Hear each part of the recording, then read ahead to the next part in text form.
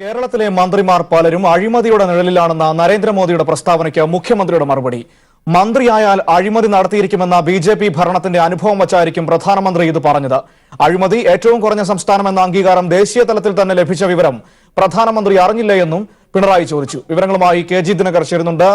ദിനകർ, പ്രധാനമന്ത്രിയുടെ ഈ പ്രസ്താവനയ്ക്ക് ഏത് രീതിയിലാണ് മുഖ്യമന്ത്രി മറുപടി നൽകിയിരിക്കുന്നത്? മനു, പ്രധാനമന്ത്രി നരേന്ദ്രമോദി കഴിഞ്ഞ ദിവസം തിരുവനന്തപുരത്ത് എത്തിയപ്പോൾ പറഞ്ഞ കാര്യങ്ങൾക്കാണ് വ്യക്തവും സുദൃഢവുമായ മറുപടി മുഖ്യമന്ത്രി നൽകിയിരിക്കുന്നത്. കേരളത്തെക്കുറിച്ച് അസത്യവും വസ്തുതാവിരുദ്ധവുമായ പ്രചാരണമാണ് പ്രധാനമന്ത്രി നരേന്ദ്രമോദിയിൽ നിന്നും ഉണ്ടാകുന്നത്. അത് തീർത്തും നിർഭാഗ്യകരമാണ്. പ്രധാനമന്ത്രി സ്ഥാനത്തിന് നിരക്കുന്നതല്ല സത്യവുമായി ഒരു ബന്ധവുമില്ലാത്ത പ്രചരണം എന്നും അദ്ദേഹം തന്റെ മറുപടിയിൽ ചൂണ്ടിക്കാട്ടുന്നു. തെരഞ്ഞെടുപ്പ് രാഷ്ട്രീയത്തിന്റെ ഭാഗമാണ് ഇത് എന്ന വാദം പോലും ഇതിനെ ന്യായീകരിക്കുന്നില്ല എന്നും അദ്ദേഹം ചൂണ്ടിക്കാട്ടുകയുണ്ടായി. കേരളത്തിലെ മന്ത്രിമാർ പലരും അഴിമതിയുടെ നിഴലിലാണെന്നാണ് പ്രധാനമന്ത്രി പറയുന്നത്. മന്ത്രിയായാൽ അഴിമതി നടത്തിയിരിക്കും എന്ന ബിജെപി ഭരണത്തിലെ അനുഭവം വെച്ച് പറയുകയായിരിക്കും പ്രധാനമന്ത്രി എന്നാണ് മുഖ്യമന്ത്രിയുടെ മറുപടി. അഴിമതി ആരോപണം മന്ത്രിസഭയിലെ ആർക്കെതിരെയും, അതായത് LDF മന്ത്രിസഭയിലെ ആർക്കെതിരെയും അഴിമതി ആരോപണം ഇതുവരെ ഉയർന്നിട്ടില്ല. അഴിമതി ഏറ്റവും കുറഞ്ഞ സംസ്ഥാനമെന്ന അംഗീകാരം ദേശീയ തലത്തിൽ തന്നെ കേരളത്തിന് എത്തിച്ചിട്ടുള്ള കാര്യം പ്രധാനമന്ത്രി അറിഞ്ഞിട്ടില്ലെന്ന് വരുമോ എന്നും മുഖ്യമന്ത്രി ചോദിക്കുന്നുണ്ട്. സെന്റർ ഫോർ മീഡിയ സ്റ്റഡീസിന്റെ സർവേയിൽ കേരളം അഴിമതി ഏറ്റവും കുറഞ്ഞ സംസ്ഥാനമാണെന്ന് കണ്ടെത്തിയിട്ടുള്ള കാര്യം പ്രധാനമന്ത്രിയുടെ ശ്രദ്ധയിൽപ്പെടുത്തുകയാണ് എന്നും അദ്ദേഹം മറുപടിയിൽ ചൂണ്ടിക്കാട്ടുന്നുണ്ട്. മറ്റൊരു വളരെ പ്രധാനപ്പെട്ട കാര്യം, ദൈവനാമം ഉച്ചരിക്കുന്നവർക്കെതിരെ കള്ളക്കേസെടുക്കുന്ന സംസ്ഥാനമാണ് കേരളമെന്നാണ് പ്രധാനമന്ത്രി കഴിഞ്ഞ ദിവസം ആക്ഷേപം ഉന്നയിച്ചത്. മുമ്പ് കേരളത്തിന് പുറത്തുപോയും അദ്ദേഹം പറഞ്ഞു. ഇപ്പോൾ കേരളത്തിൽ വന്നും പറഞ്ഞിരിക്കുന്നു. കേരളത്തിന് പുറത്തു പറഞ്ഞാൽ അവിടെ ചിലരെ തെറ്റിദ്ധരിപ്പിക്കാൻ ഇത് ഉതകിയേക്കാം. എന്നാൽ കേരളത്തിൽ പറഞ്ഞാൽ അത് കേരളീയർക്കാകെ സത്യം അറിയാമെന്നിരിക്കെ അവരുടെ മനസ്സിൽ പ്രധാനമന്ത്രിയെ കുറിച്ച് എന്ത് ചിത്രമാണ് ഉണ്ടാവുകയെന്നും മുഖ്യമന്ത്രി ചോദിച്ചു. ദൈവനാമം ഉച്ചരിച്ചതിന്റെ പേരിൽ ഒരൊറ്റ കേസ് പോലും കേരളത്തിൽ എവിടെയും എടുത്തിട്ടില്ല. മറിച്ച് പ്രചരിപ്പിക്കുന്ന പ്രധാനമന്ത്രിക്ക് താൻ പറഞ്ഞതിന് ഉദാഹരണമായി ഒരു കേസെങ്കിലും എടുത്തു കാണിക്കാൻ കഴിയുമോ എന്നും മുഖ്യമന്ത്രി വെല്ലുവിളിച്ചു.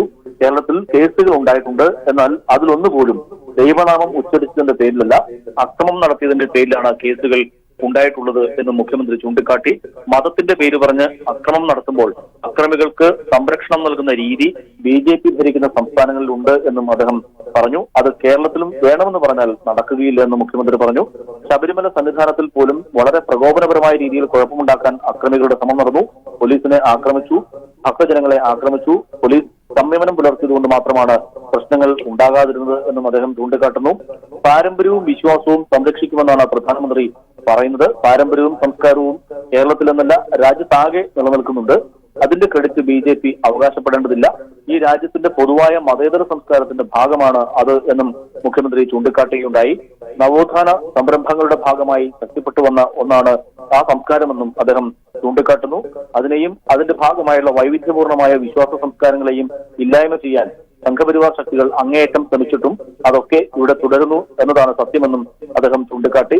അതിനെയൊക്കെ തകർക്കാൻ നടത്തിയ ശ്രമങ്ങളെ അവയെ സംരക്ഷിക്കുമെന്ന വാദം കൊണ്ട് മറച്ചുവെക്കാൻ കഴിയുകയില്ല എന്നും മുഖ്യമന്ത്രി ചൂണ്ടിക്കാട്ടി.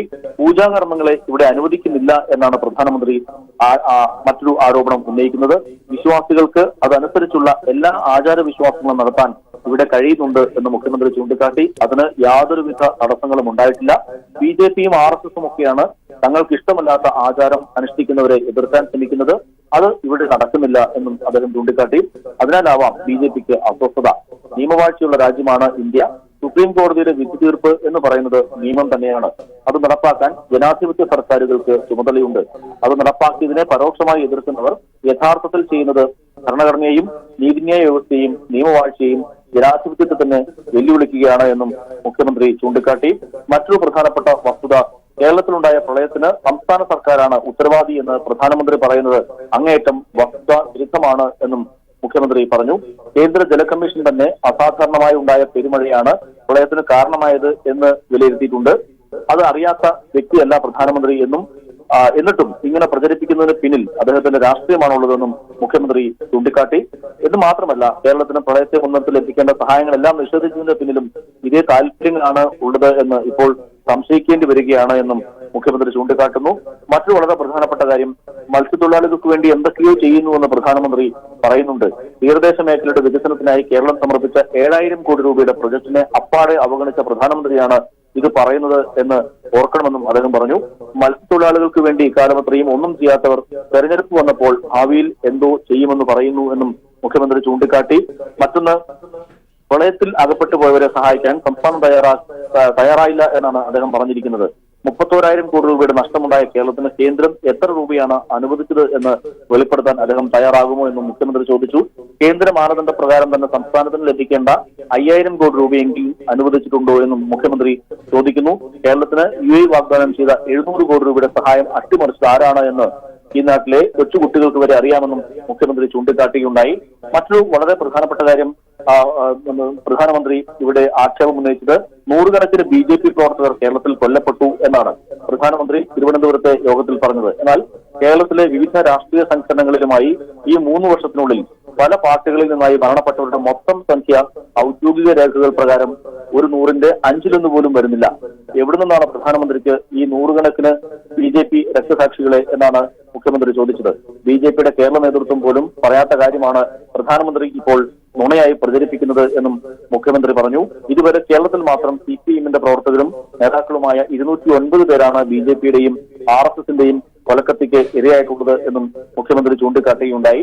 നമ്പി നാരായണനെ കുറിച്ച് പ്രധാനമന്ത്രി പ്രസംഗവേളയിൽ നടത്തിയ പരാമർശങ്ങൾ നമ്പി നാരായണൻ നൽകിയ കേസിൽ ഉൾപ്പെട്ടതും നമ്പി നാരായണനെതിരെ അധിക്ഷേപം ചൊരിഞ്ഞതുമായ മുൻ DGP സെൻകുമാറിനെ ഒപ്പമിരുത്തിക്കൊണ്ടാണ് എന്നത് BJPയുടെ ഇരട്ടത്താപ്പിന്റെ പ്രത്യക്ഷ ഉദാഹരണമാണ് എന്നും മുഖ്യമന്ത്രി ചൂണ്ടിക്കാട്ടുകയുണ്ടായി.